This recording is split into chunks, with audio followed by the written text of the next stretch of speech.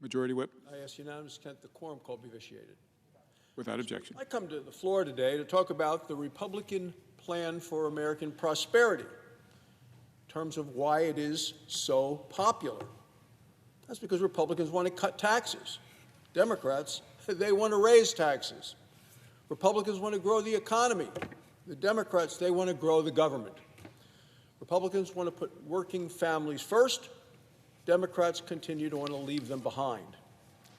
Our Republican bill stops the largest tax increase in American history, and it means permanent tax relief. That means Americans can plan their future with certainty. It means higher wages, more jobs. That means Americans have more money in their pockets, in their purses, and in their paychecks. Mr. President, the Council on Economic Advisors released new data this week. Here's what it shows. Our plan for American prosperity raises wages, lowers taxes, and grows the economy. So let me just take a second to break down the benefits.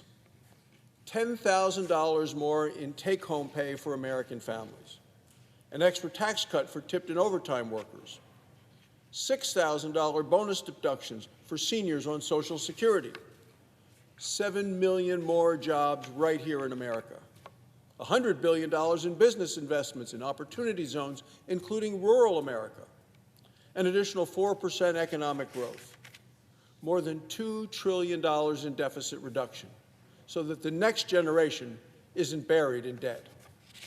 Our plan for American prosperity will also create new savings accounts for every child. These tax-deferred investment accounts start with a $1,000 contribution. Now, those early savings will grow over time. By the time the child becomes an adult, they can use the money to pay for college, to put down a down payment on a home, or to start a small business. We call these Trump accounts. Trump accounts are an investment in our future generation. They're financial launch pads for the American dream. Additionally, our plan for prosperity unleashes American energy. This will help working families who've paid for high energy costs under Joe Biden. Now let's talk about what happens if Democrats are successful in defeating our bold Republican agenda. Democrats block this bill, and they say they're going to. Well, taxes will soar, paychecks will shrink, and small businesses will get strangled. Every Democrat in this chamber has vowed to vote against our economic prosperity package. The vote of every Democrat in this chamber will raise your taxes. Democrats get their way, middle-class families will pay $1,700 more in taxes next year. Small businesses will see their taxes go up by 43%. The standard deduction, which 90% of the taxpayers use, well, that's going to get cut in half. So will the child tax credit. Yet that's what the Democrats are fighting for: higher taxes, fewer jobs, and heavier costs on working families. Mr. President, let's not forget why Democrats want to raise taxes. They want to continue to give free health care to millions of illegal immigrants. Republicans are fighting so that waiters, nurses, and police officers and seniors and families keep more of what they earn and don't continue this Washington wasteful spending. Our comprehensive plan for prosperity is going to put America back on track. Thank you, Mr. President. I yield the floor. Suggest the absence of a quorum. The clerk will call the roll. Ms. Alsor-Brooks.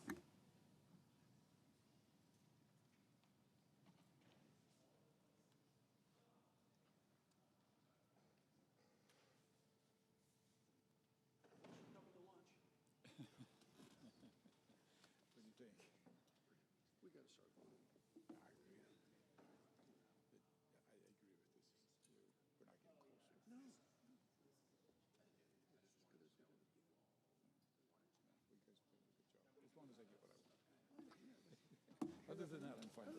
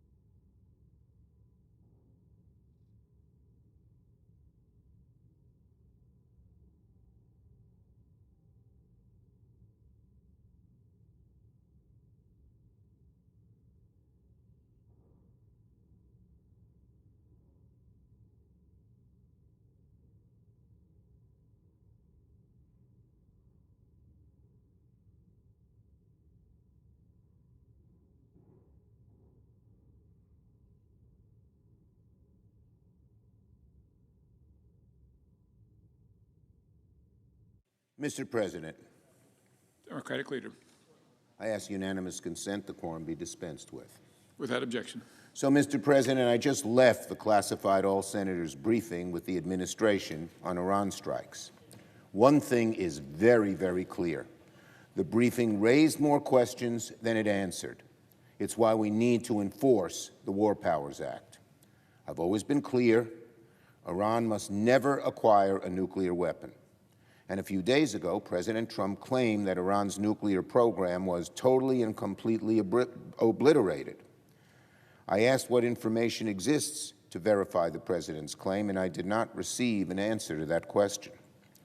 What was clear from today's briefing is that there is no coherent strategy, no end game, no plan. What are we doing? Anybody who sat in that meeting and is honest with themselves would recognize that we need to enforce the War Powers Act and force the administration to provide answers to some very important questions about Iran and our national security. When the administration is forced to answer questions, we'll get more clarity, and maybe they'll get more clarity too. So it's an important thing to do. Let me talk about reproductive care and SCOTUS. 3 years ago after Dobbs, the MAGA Supreme Court has once again doubled down on its war on women. The court handed down a decision that immediately endangers funding for Planned Parenthood, one of the biggest organizations for affordable women's health care across the whole country. And it's not just about reproductive care. It endangers women's health care altogether. Clinics will close. Women will lose access to cancer screenings, contraceptives, physical exams for common illnesses, and so much more. For many women, Planned Parenthood is their only resource to get health care services at an affordable rate. Make no mistake, Senate Republicans own the consequences of this loathsome decision. They packed our court with extremists. They're the chief architects of the dismal state of women's health care in America. Senate Democrats will never, never relent in our efforts to ensure all women in America have high-quality health care. Access to health care is a basic right, no matter what the radicals on the MAGA court may think. Now, on reconciliation, everybody needs to understand exactly what's going on with the Republicans' so-called reconciliation bill. Their big, beautiful bill is buckling under its own weight. Republicans can't agree among themselves on just how devastating to make their own bill. Should it be a lot devastating, even more devastating? But don't be fooled. Republicans absolutely agree that one way or the other, they want Medicare cut to the bone. So now Republicans are scrambling behind closed doors, trying to rewrite the bill, just enough to keep their Medicaid cuts alive. And why are they doing this? We know why. They want tax cuts for billionaires. But here's a thought. Instead of finding new ways to pass the same old cuts, why don't Republicans keep promises they've been making for weeks not to cut Medicaid? The dissonance we're hearing from Republicans is head-spinning. Because on the one hand, we've been hearing the same talking points for weeks, that somehow they're not going to cut people's Medicaid, that they're, quote, not in favor of cutting benefits regarding Medicaid. The quote, that quote, no one's losing their health care. That quote, should not there be any cuts? These are real statements I just read from our Senate Republican colleagues in the last month, Senators Blackburn and Bozeman and Cassidy and Cornyn. And there's plenty more where that came from, but their words, unfortunately, don't match their actions. The Republican bill does exactly the opposite of what they're saying. It doesn't save Medicare and health care, it eviscerates it.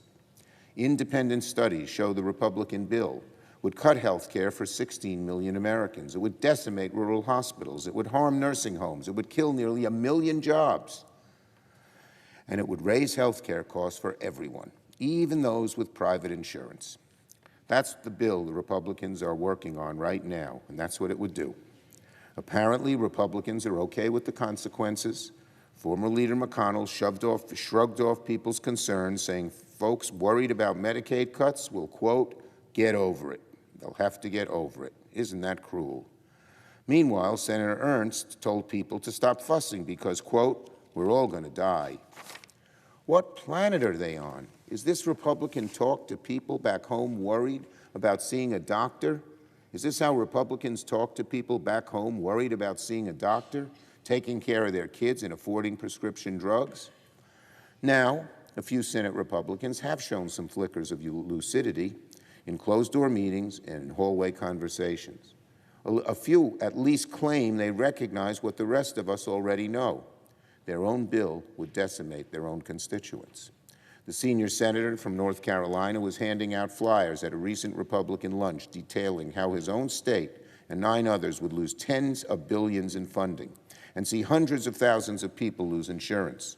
The senior senator from Missouri acknowledged it's just not the right thing to do to shut down a bunch of rural hospitals to pay for tax cuts. The senator from Wisconsin warned, we are mortgaging our children's future.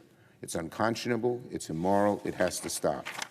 Well, these are all nice words, but they mean nothing if the only thing Republicans do over the next few days is find new ways to pass the same old cuts. New lipstick, same pig. That's what's going on right now with the Republican bill. So Republicans have a choice to make. They can keep chasing arbitrary deadlines. They can keep making edits and changes in the hopes that some combination of Medicaid and SNAP and clean energy cuts will make it to the floor. They can keep rewriting a bad bill into a slightly different bad bill. Or they can ask the obvious question, should we pass this bill at all? The answer is no. They should abandon Donald Trump's so-called beautiful bill.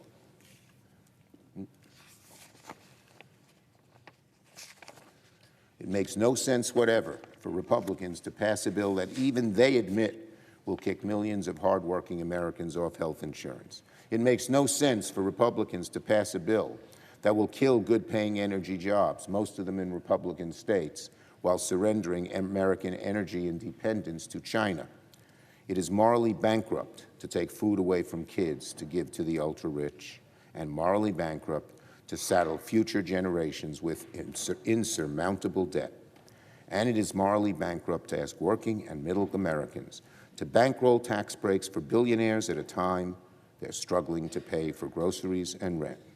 So the Senate Republican bill is not just flawed, it is irredeemable. I yield the floor and note the absence of a quorum. The clerk will call the roll. Ms. Alsop-Brooks.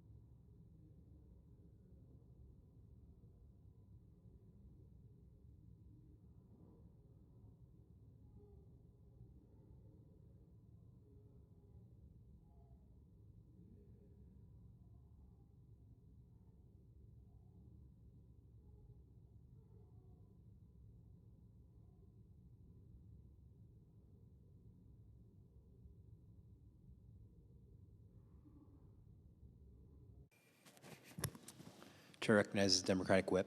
Are we in a quorum call? We are. Ask consent it be removed, suspended. Without objection. Mr. President, Senate Judiciary Committee Democrats have successfully challenged several controversial judiciary provisions from the Republican so-called One Big Beautiful Bill.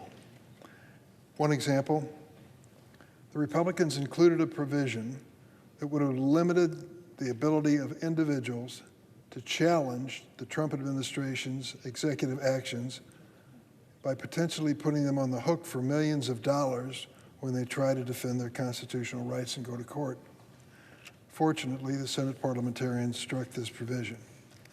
Now, I'm proud of what we accomplished in eliminating some harmful provisions, but there's still a lot of problems with the big, beautiful bill. The more we learn about this bill, the worse it looks. Perhaps that's why there's a hurry to get this done before the 4th of July and people can take a close look at the details.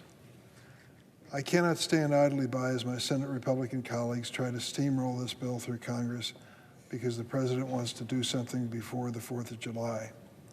We all know the provisions relative to health care and what they mean.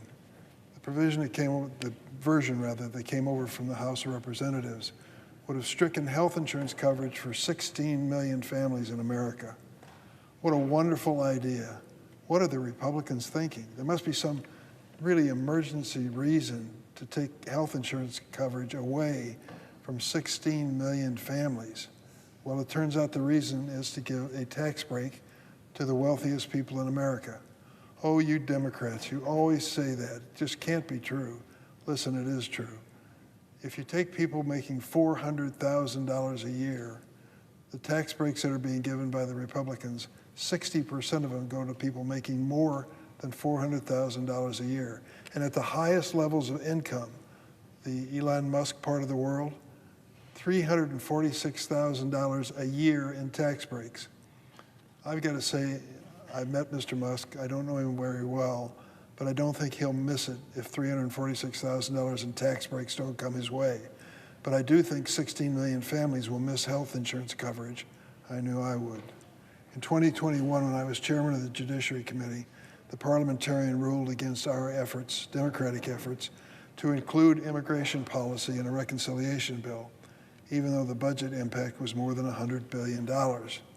At the time, the parliamentarian wrote, and I quote, "The reasons that people risk their lives to come to this country cannot be measured in federal dollars." That's still true. Despite this precedent, Republicans' judiciary title of the Big Beautiful Bill is a wish list of policy changes to help carry out mass deportations of immigrants who've lived in our country for years and pose no threat to our safety. Let's get down to the bottom line here.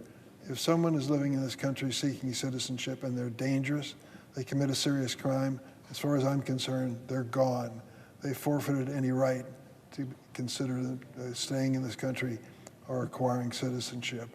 But there's so many others who came to this country and overstayed a student visa, overstayed a tourist visa, and they are technically in violation of the law.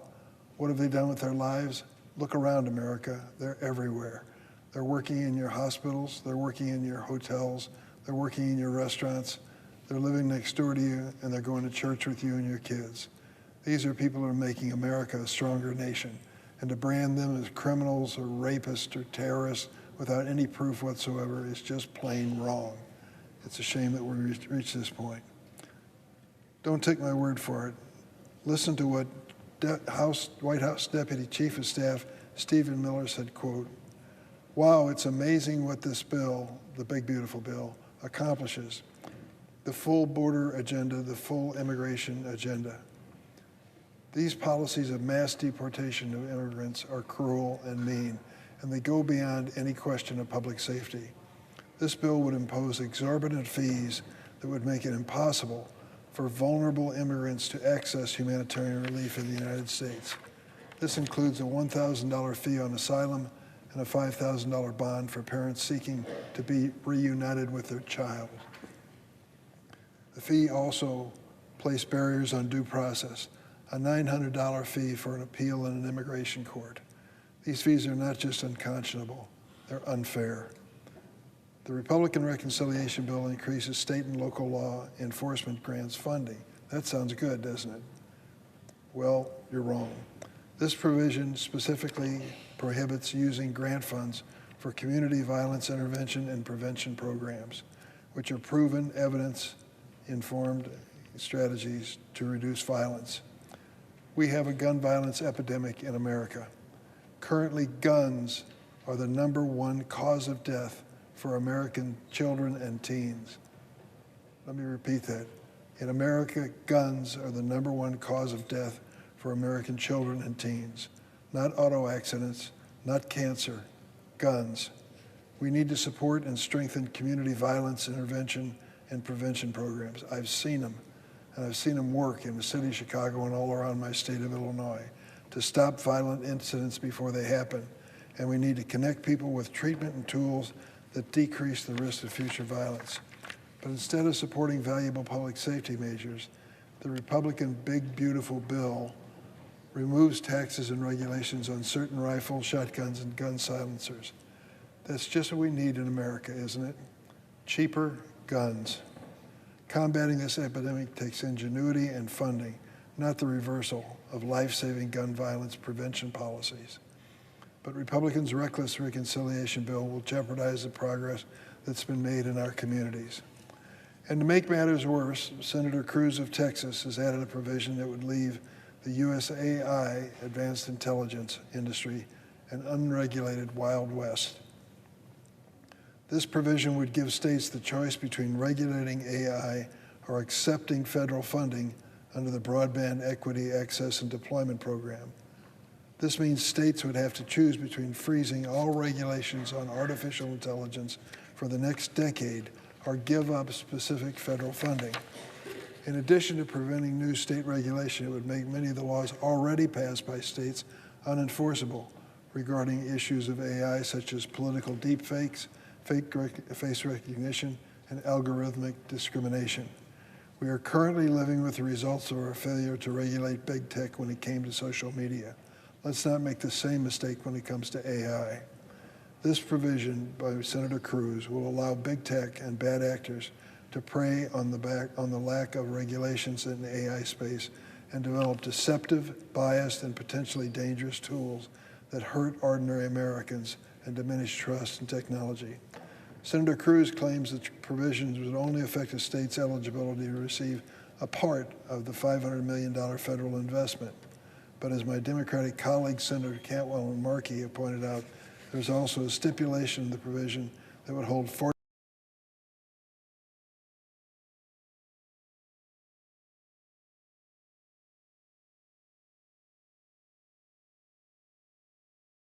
broadband. Senator Cruz's provision provides greater harm to the American people than good. And listen, it says that this will be for until 10 years. I would like to say that I'm confident the federal government would respond within 10 years, but there's certainly no guarantee. I promise to support any amendment that will remove the AI pause provision from this bill, and I hope my Republican colleagues will do the same. So now is the real test for my Senate Republican colleagues. Will they stand with President Trump and provide tax breaks for millionaires and billionaires, or will they stand with their hardworking constituents and reject this betrayal?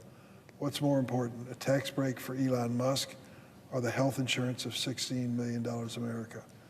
What's more important, a tax break for the wealthiest people in America or your rural hospital? I think people know that when it comes to the quality of life, the hospital is more important and health insurance is critical. I hope for the sake of our country, 4 Republican senators will have the courage to step up and choose their constituents over special interest groups. Mr. President, I yield the floor.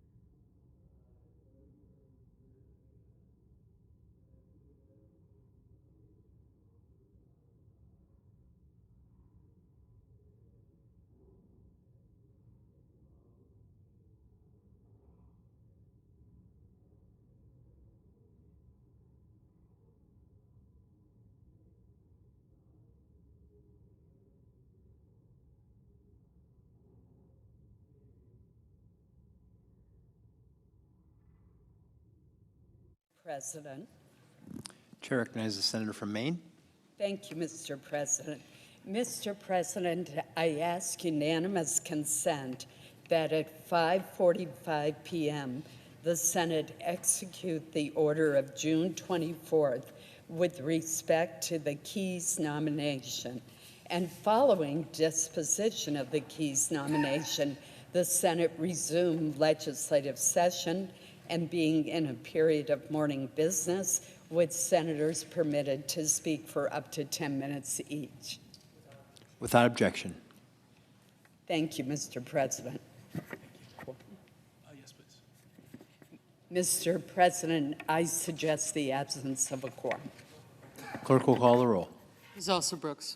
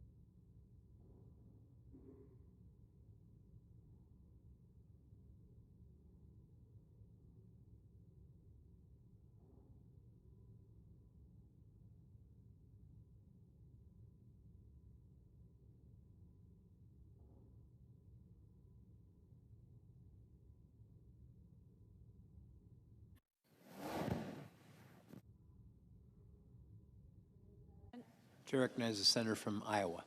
Mr. President, I ask that the quorum call be vitiated. Without objection. Mr. President, I ask unanimous consent to use a prop during my remarks.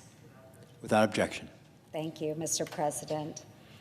Mr. President, Uncle Sam is the nation's largest landlord, yet he will never win a round of Monopoly, the classic board game where players try to make money and avoid going bankrupt by buying, renting, and selling property. That's because Uncle Sam, who is already $37 trillion in debt, refuses to sell off unused and unneeded properties that are costing tens of millions of dollars a year to maintain.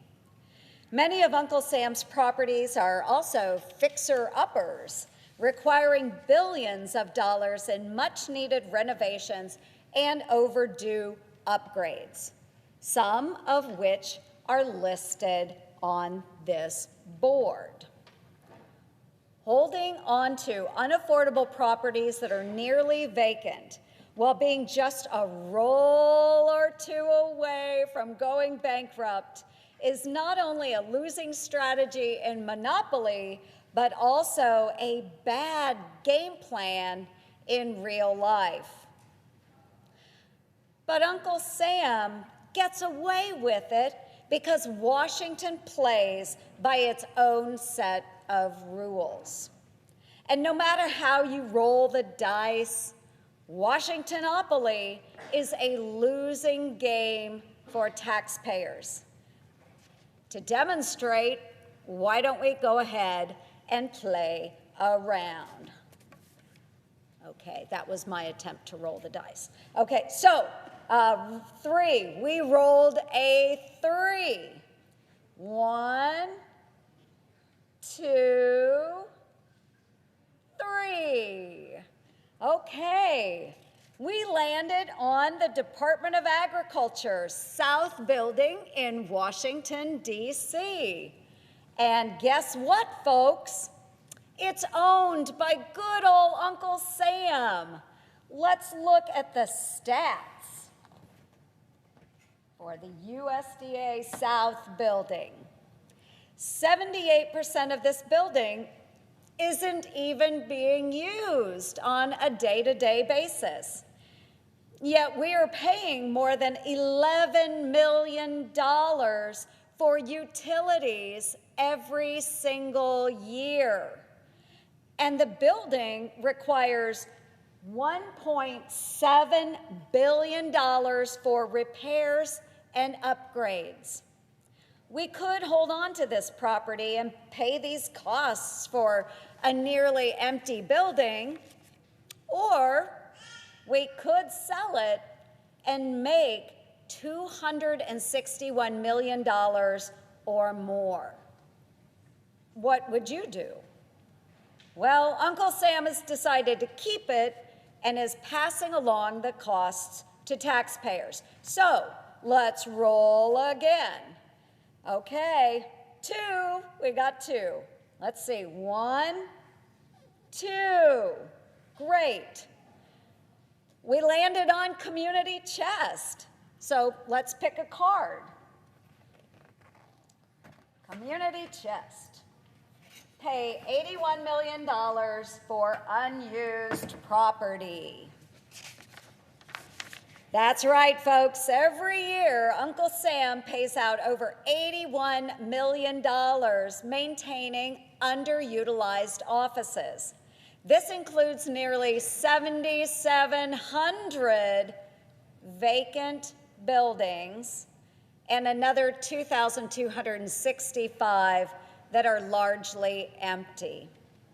No wonder the nonpartisan Public Buildings Reform Board says Washington's, quote, wasteful real estate practices would not endure for so long in a private sector company.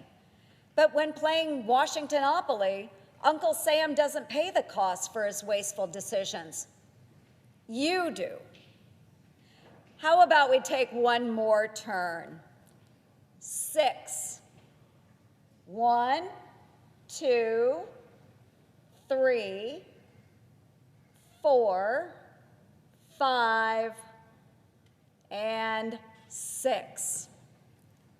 This time we landed on chance, so we get to pick another card. So there we go, there's our chance card. Pass the For Sale Act and advance to go. Folks, that is exactly the type of chance we need to protect taxpayers. Selling off Uncle Sam's unneeded property has long been tied up by overly restrictive red tape and bureaucratic barriers. To revamp Washington's real estate rules, I introduced the For Sale Act. Passing this bill will put 6 pieces of prime property in the nation's capital on the auction block immediately. Selling just these spots will bring in at least $400 million while also canceling costs, including $2.9 billion in overdue maintenance. This is just the first step in downsizing Uncle Sam's unused, unneeded, and unaffordable real estate holdings. To any interested potential buyers, you can build a house or even a hotel on these properties and earn rent, just like Monopoly. But best of all, taxpayers finally get to advance to go and collect $400 million. That, folks, is how you win the game. Thank you, Mr. President. I yield the floor and would note the absence of a quorum. Clerk will call the roll. Ms. Alsobrooks.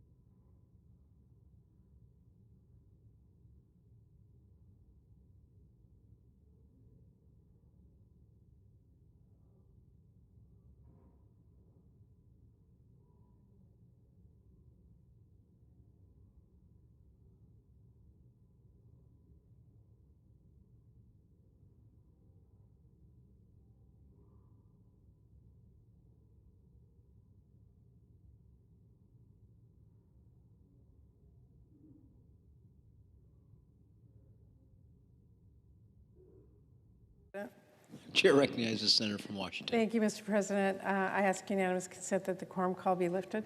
Without objection. I ask for a unanimous consent to speak as if in morning business for 5 minutes. Without objection. Thank you, Mr. President. I know that people from all over Washington State have been celebrating Pride this month, and many are going to be heading to Seattle this weekend. And a lot of those celebrations will actually be taking place at Cal Anderson Park in Capitol Hill. For those who don't know, Cal was a friend of mine. So I wanted to share a little about his story and how it relates to what is happening in our country today. Cal was a Vietnam veteran and Washington's first openly gay state legislator. During my time as a state senator, we worked together to help make state government more accessible to the public. But in 1995, like so many at that time, we lost Cal too soon as a result of his AIDS diagnosis. I remember visiting him in the hospital just a month before he passed. And of course, he wasn't focused on himself. He was telling me, newly elected to the U.S. Senate, what I needed to do to make health care better for other people in our country. That is still relevant today as we face down Republican attacks on Medicaid and the Affordable Care Act. Cal's election back then was a huge step towards equality, and he really helped change people's opinions. I've served now in the Senate Appropriations Committee since I was first elected here, and I've always kept stories like Cal's close to me, fighting to invest in medical research and HIV prevention programs year after year. Over the years, we have made enormous and tremendous strides in the fight to prevent and even cure HIV and AIDS so that others do not suffer that fate that Cal did. NIH funding is supporting work to discover an HIV vaccine, and separately, PEPFAR, which helps prevent HIV infections around the world, has been one of the most effective programs in our country's history. But Donald Trump has now terminated more than $250 million in NIH funding supporting work to discover an HIV vaccine. Much of that work happened at Fred Hutchins, Seattle, for over 20 years. And now he is pushing Congress to pass hundreds of millions in cuts to PEPFAR.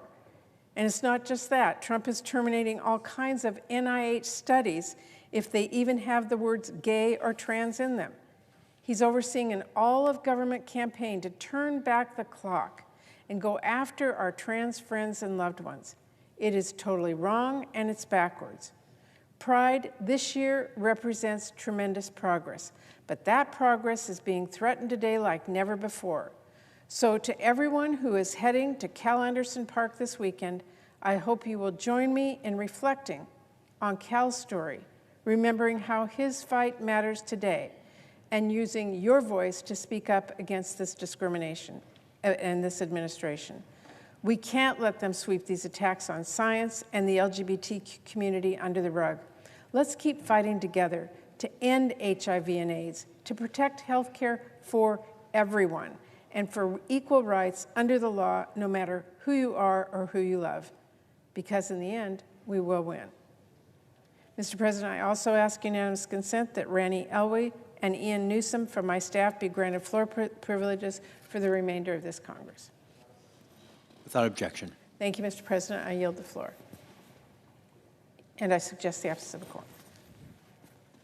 Oh, I take that back. Withhold.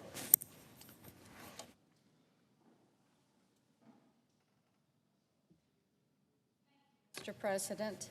Chair recognizes the senator from Tennessee. Thank you, Mr. President. Last week, our nation lost a revolutionary business leader, a committed philanthropist, an incredible Tennessean. His name, Fred Smith. Like all great leaders, Fred had a vision for a better future, and he did everything possible to make it happen. That's why in 1973, he founded FedEx with a simple yet bold idea: improve overnight delivery. Today, we take instant shipping for granted in many ways, It's the engine of our global economy, but back then, it was not considered to be a practical or workable idea. So it, too, took Fred to make it happen. He pioneered innovations in transportation and logistics, and those pioneering innovations have defined the industry ever since.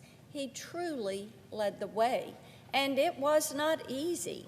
But with his commitment to excellence, he grew FedEx into a $53 billion company that employs 500,000 people, connects more than 220 countries and territories, and moves more than 17 million shipments each and every day.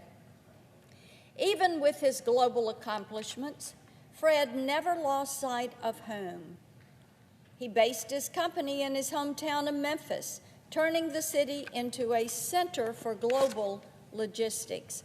And through his philanthropic support for education, community programs, arts, healthcare, and more, he always found ways to give back to his community and to make Memphis a better place. In many ways, service truly defined his life. Before founding FedEx, Fred served for 4 years in the U.S. Marine Corps, including 2 tours in Vietnam. He was decorated with the Silver Star, Bronze Star, and 2 Purple Hearts. But for Fred, the greatest honor was serving alongside his troops as a company commander. In an interview last year, Fred recounted a time when the men in his company dug his foxhole for him so that he could get more rest. They were as tired or more tired, but they took their energy to take care of me. And it was one of the best things that ever happened to me because it told me they cared for me, they appreciated my leadership. We should all be grateful for Fred Smith and that he chose a life of leadership and service. On behalf of all Tennesseans, I extend my heartfelt condolences to Fred's beloved wife, Diane, his 9 children, and his entire family. Mr. President, as if in legislative session and notwithstanding Rule 22, I ask unanimous consent the Senate proceed to the consideration of S-Res 308, which is at the desk. The clerk will report. Senate Resolution 308, honoring the life, achievements, and legacy of Frederick W. Smith. Is there an objection to proceeding to the measure? Without objection, the Senate will proceed. I ask unanimous consent the resolution be agreed to, the preamble be agreed to, and that the motions to reconsider be considered made and laid upon the table with no intervening action or debate. Without objection. Thank you, Mr. President.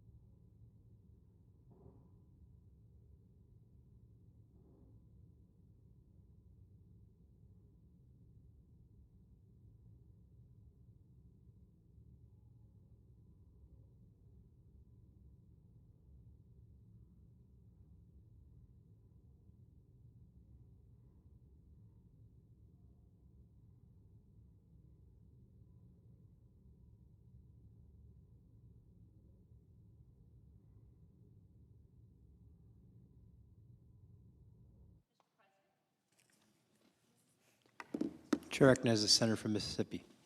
Thank you, Mr. President. This week has given the pro-life movement quite a bit to celebrate. On Tuesday, we marked the 3rd anniversary of the landmark decision in Dobbs versus Jackson.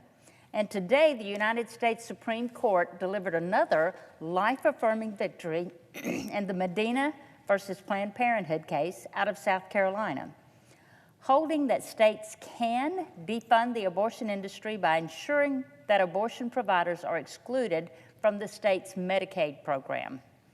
This common sense decision from the Supreme Court reinforces the important work that pro-life lawmakers are doing at the state and federal level to keep tax dollars out of the abortion business.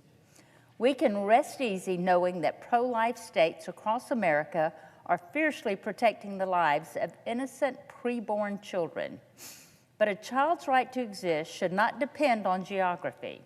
And that is why my fellow pro-life colleagues joined me on the Senate floor today to commemorate this time when the responsibility of protecting human life has been returned to the people and their elected leaders at both the state and federal level. 3 years ago, the Supreme Court held that the Constitution does not confer a right to abortion.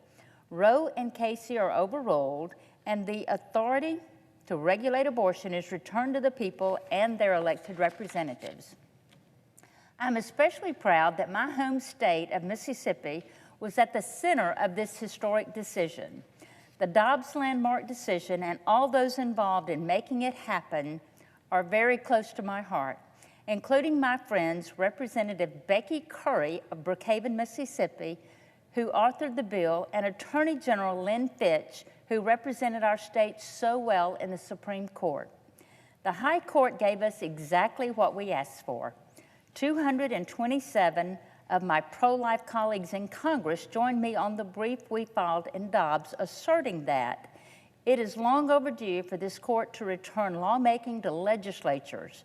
We respectfully urge the court to affirm the constitutional authority of the federal and state governments to safeguard the lives and health of their citizens, born and not yet born. While the pro-life movement has long sought to change hearts and minds through decades of court battles, today we can make a real difference to ensure our laws reflect the values we hold dear. A handful of examples of these legislative efforts include supporting pregnancy resource centers, protecting abortion survivors, and ensuring U.S. tax dollars are not funneled into the abortion industry. While the pro-life community has held an outstretched hand to expecting parents who may be facing tough and scary hurdles, a primary one being the financial cost of birth, my colleagues and I are committed to supporting these families. To that end, the Supporting Healthy Moms and Babies Act is meant to ease the out-of-pocket costs paid by parents to have a child. If we can relieve the financial stresses associated with pregnancy and childbirth, I hope expecting mothers and fathers will feel empowered to embrace the beautiful gift of parenthood. As a proud Christian, mother, and committed member of the pro-life movement, I will continuously fight to uphold and defend the dignity of every life at every stage. Dobbs lifted the gate for us to move forward, and there is still much important work to be done. Thank you, Mr. President, and I yield the floor.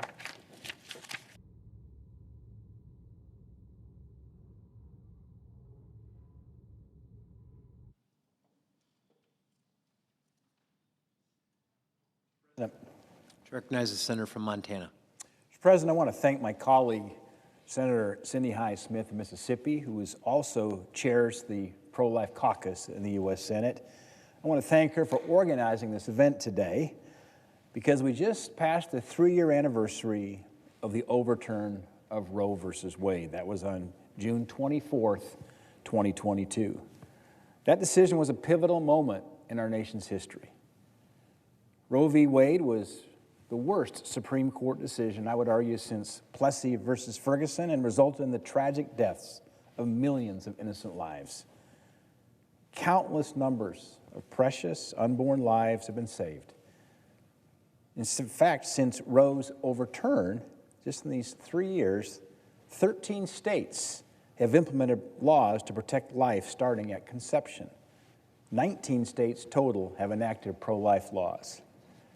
And earlier today, the Supreme Court delivered yet another pro-life victory in the Medina versus Planned Parenthood decision. The court affirmed that states have the right to decide how Medicaid dollars are spent, and that no one can force a state to fund the abortion industry. For too long, abortion providers like Planned Parenthood have used federal health care dollars as a backdoor to sustain their operations. And this ruling puts an end to that abuse and upholds the fact that taxpayers should never be compelled to subsidize big abortion. Cindy and I are the parents of 4. We're now the grandparents of 7. And I've always believed that protecting the unborn is one of our most important duties. It's a belief that I carry with me each day to this job in the U.S. Senate. In fact, that's why back in 2018, I founded the Pro-Life Caucus for the U.S. Senate. I had no idea at that point, this was pre-Dobbs, how important our work would become. And I'm grateful to the state of Mississippi, to Senator Hyde-Smith's home state, where the Dobbs decision came from. It was the courage of those folks in Mississippi that resulted in that case getting before the Supreme Court that had a profound impact across our nations with this Supreme Court ruling just a little over 3 years ago. During my time as chairman of the Pro-Life Caucus, we confirmed pro-life justices of the Supreme Court, including Justice Amy Coney Barrett, who went on to serve as that critical 5th vote to overturn Roe v. Wade. I remember that day very well when that news came down. I was struck by a truth that's found in the Old Testament. It's in the book of Jeremiah, chapter 1, verse 5. This is a great mystery, a mystery of God, where it says, "Before I formed you in the womb, I knew you, and before you were even born, I set you apart."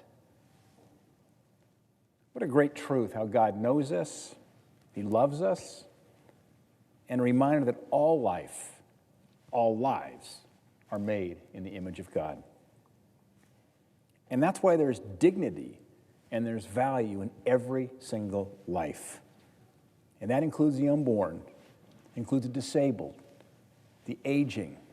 All lives are worthy. I'm glad to see our country has made great strides in defending the defenseless.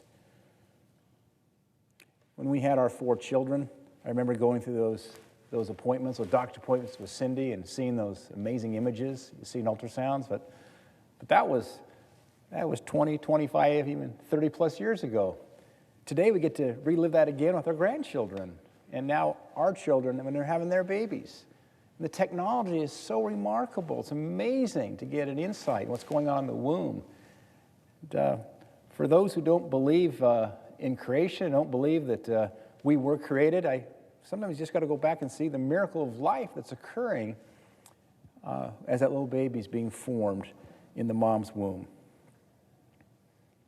But today, the chemical abortion pill is the most widespread form of abortion. In fact, in 2023, it accounted for 63% of all abortions, and that number continues to rise. President Joe Biden and his administration removed safety precautions on taking mifepristone, including the in-person dispensing requirement and follow-up visit with a medical provider.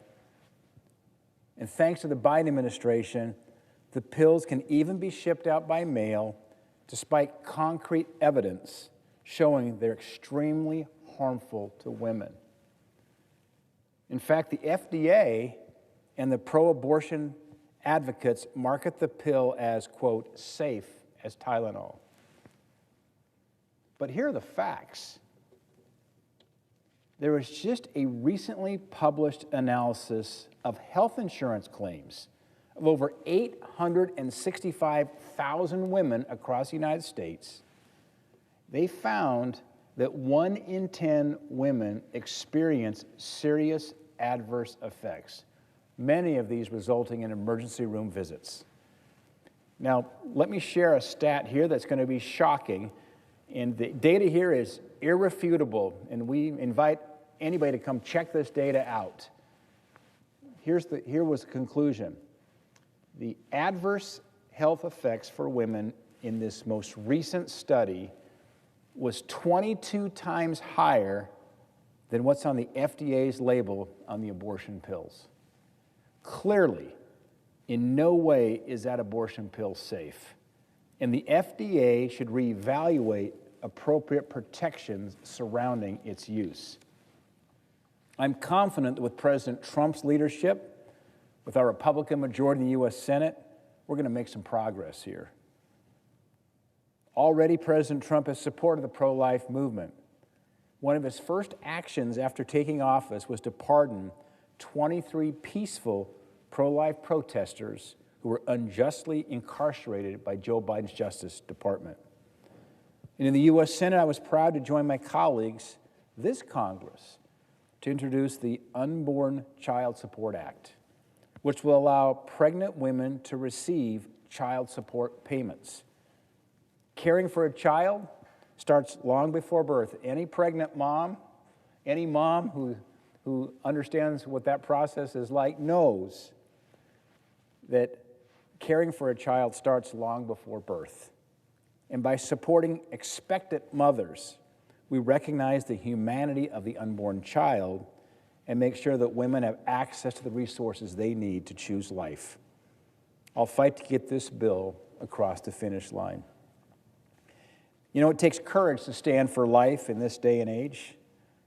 I'd like to take a moment to thank all who have played a role in advancing the movement, from many of my fellow senators here to advocacy groups, to the grassroots advocates back in our home states, and to those who offer us prayers at night. Everybody plays a part.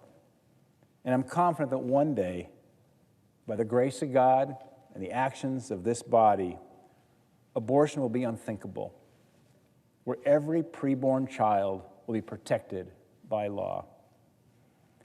You know, I spend a lot of time with students who come from our states. We all know that. We see the kids when they come, they tour us. We'll have junior high kids, sometimes grade school, high school students, come from small towns, medium towns, large towns from our states. So we have these Montanans that come into our office. And I always like holding a meeting. I bring them into my office, and we sit down. Sometimes not enough chairs. Some students will be standing up. And I love just taking questions from the students. And invariably, there'll be a student that will raise their hand and ask me a question about my stance as it relates to a woman's right to choose or abortion. And rather than be a dad in that moment, and I've been a dad in a lot of moments raising our 4 children, 2 boys and 2 girls, I think sometimes it's best for us to collectively kind of give some thought to how do you answer that question. So what I ask them is, how many of you have a smartphone? And most every one of those students has a phone. So let's just do a thought experiment here. Go to Google and type in 15-week baby, 15-week baby. And then touch on the images link on top. And let's talk about what we see there. And of course, the students, there's not a lot more said at that point. It's silent. I've done this many, many, many times because I just ask a basic question. Let's just have a debate. Is that life or not? If we were NASA scientists and the Mars rover lands on Mars and that image was projected back to a group of PhD scientists and literally rocket scientists, would they conclude that's life or not? And I've done this many, many, many times, and I will tell you, it's just silence as we all reflect on that basic question. Now, why did I pick a 15-week baby in the womb? It's because that was the line of demarcation that Mississippi had in their Dobbs case that defined, Mississippi said that's where life begins. That's where the protections begin. And it was that basis, that case went before the United States Supreme Court. It was what a 15-week baby looks like, and I think all of us should reflect on that. No matter where we are politically, where we are In terms of advocacy, just to take a look at those images and reflect and ask yourself, is that a baby or not? And I think the images and the technology today with the clarity of ultrasounds is a pretty convincing argument. So this week, as we celebrate this historic anniversary of the Dobbs decision, let's reflect with grateful hearts on the progress we've made. Let's look forward with hope to a future where every life, whether born or unborn, is valued.